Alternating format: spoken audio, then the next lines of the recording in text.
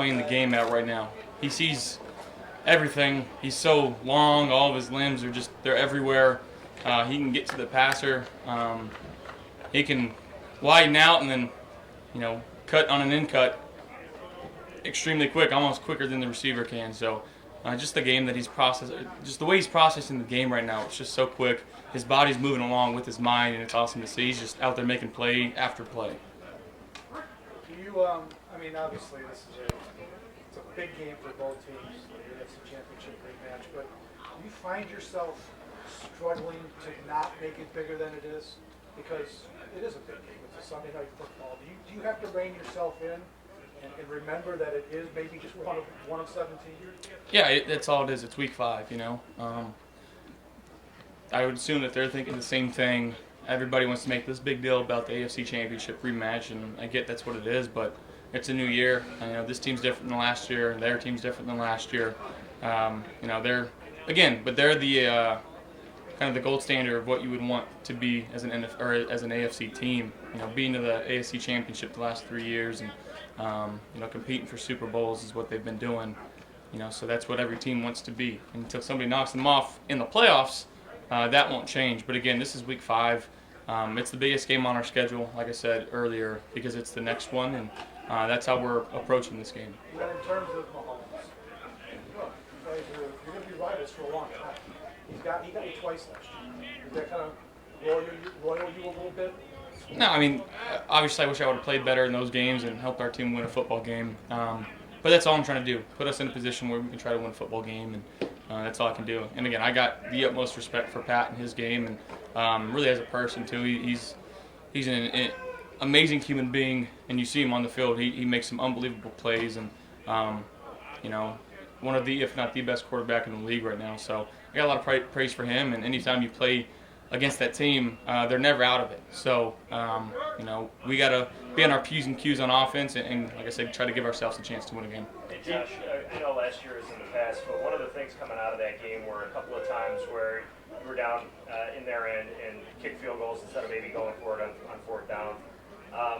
In those types of situations, I recognize they're all unique and different, but how much are you campaigning maybe with Brian or with Sean to go for it? I would imagine, an offensive player's mentality is almost always to want to go for it. Yeah, if it were up to me, I'd go for it every time, but we got to trust what the analytics and the stats show, and ultimately what Coach McDermott's gut's telling him. We're out there just trying to execute, and obviously everybody wants 6 instead of 3 down there, and when we get those opportunities, we have to execute. And I can't say that we've been great in the red zone this year, so that's a point of emphasis that we're going to have. Once we get down there, we got to put 6 on the board and really help our defense out that way by putting points up. They're sometimes willing to send big blitzes, 6 plus guys.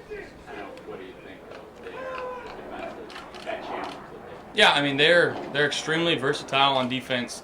They got safeties that'll cover receivers, tight ends, running backs. They got corners that'll cover everybody on the field too. They'll give you different looks, play man from different looks. So they really, really switch it up on you. So just making sure we're right on our reads and understanding, for me, pressure, getting the ball out and getting the ball out to the right guy and giving ourselves the chance to catch and run. But the defense, it just presents a really, really tough challenge. And film review, pressure review, that's going to be huge for us this week, making sure protections are good. And when we're not protected, I got to make a good decision with the football. A lot was made of their cornerbacks sticky coverage during last year's game. Tony Romo was a big deal on it, understandably. Do you think it's sticky or handsy? Yeah, they do a good job of disrupting receivers at the line of scrimmage. And they're not flags if they don't call them. So they're again, I think they returned most of their guys from last year. Obviously some switch ups, but their corners, they'll get in your face and jam you at the line. So our receivers got to do a good job, and we got to win some one-on-one battles. But again, that's every week, And when it's zone, find the right zone to put the ball on. When it's man, you got to have your guys win. So that'll never change. Josh, last year, you guys got into a lot of games that were high scoring. There were some shootouts last year. How different is it this season? Because their defense clearly is playing at a different level, I think, than last year. How comforting is it to know that you don't have to score every time you get the ball, like in some games you kind of did last year. Yeah, I mean, ultimately that's our goal is to score every drive, and we understand, that's not going to happen. But ending every possession with a kick, albeit a field goal, PAT or a punt, not giving them a short field. But again, their defense, it's only week 5. They're only going to continue to get better, and they're going to find their groove. And their defensive coordinators, his track record speaks for itself. He's coached in a lot of big games and won a lot of big games. So, I got no doubt that defense will get going. So we got to be ready for whatever they throw at us. Your own defense, that was what I was talking Oh. about. Knowing that you've got these guys, you don't have to score every time, it seems like this year, because they're playing so well on the other side of the guys. Yeah, but again, complementary football, what we're going to do is obviously put up points early and try to make the other team one-dimensional. And, Coach McDermott preaches that. And really that's a goal for every team, to be able to force them to be in passing situations where our D-line can pin their ears back and try to go get the quarterback. So it all complements each other, and we got to be good on our part as well. Josh, Sean seemed fairly perturbed about the fumble issue, and I know obviously the weather was a big factor in the last game, but has it been frustrating that this continues to be something that needs to be worked on and emphasized for the year, and it hasn't at least gotten improved on yet? Yeah, I mean, again, we don't want to turn the ball over, and we don't want to put the ball on the ground. I don't want to put the ball in harm's way in the air. So yeah, that's a point of emphasis every week, and we got to be better at it. We know that. So we're doing drills and all that stuff. But once the game goes, we got to trust our guys to make the right decisions and cover up, and I got no doubt we will. Josh, you talked last week about the wet ball drill. Obviously came in handy playing in those elements. Now going on the road, I saw you kind of working with Mitch and some silent counts and stuff of that. How much can you replicate that during the week, going into such a hostile environment for the first time in a long time, being a sellout crowd on the road? Yeah, I mean, maybe the most hostile environment I've ever played in. Kansas City, it's known for being extremely loud. So really, whatever you expect, it's not going to even amount to how it's going to be. So we got to be on point. My voice is going to be probably pretty hoarse after the game. Just inside the huddle, making sure we're getting the play calls, communication on point. Because once you kind of spread out, you got to either get to a check somehow quick, and you got to go because that play clock's running down on you. It makes it really tough. So it's a big advantage, to have a crowd like that, and we got to be ready for it. And like I said, go out there and try to execute. Is there some other way besides just making practice as loud as possible to be prepared for it and that you can rep during the week? Not really. It's just being on the same page with your receivers, getting up to the line and making as many and as quickly check you can to get the protection the right way, and trust your gut, and if you're wrong, make it right with the read, and ultimately that's the main thing. That's like how you can physically prepare, but is there any mental preparations that you're doing preparing for an environment?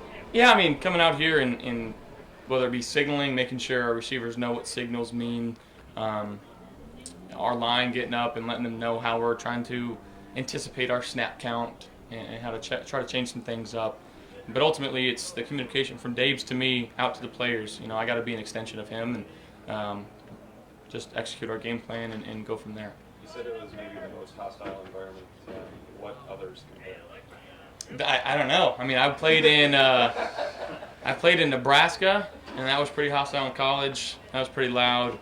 But as far as stadiums in the NFL goes, Arrowhead is always at the top of the list of the loudest by decibel, and it happens the entire game. Every snap you're on offense, it's going to be extremely loud.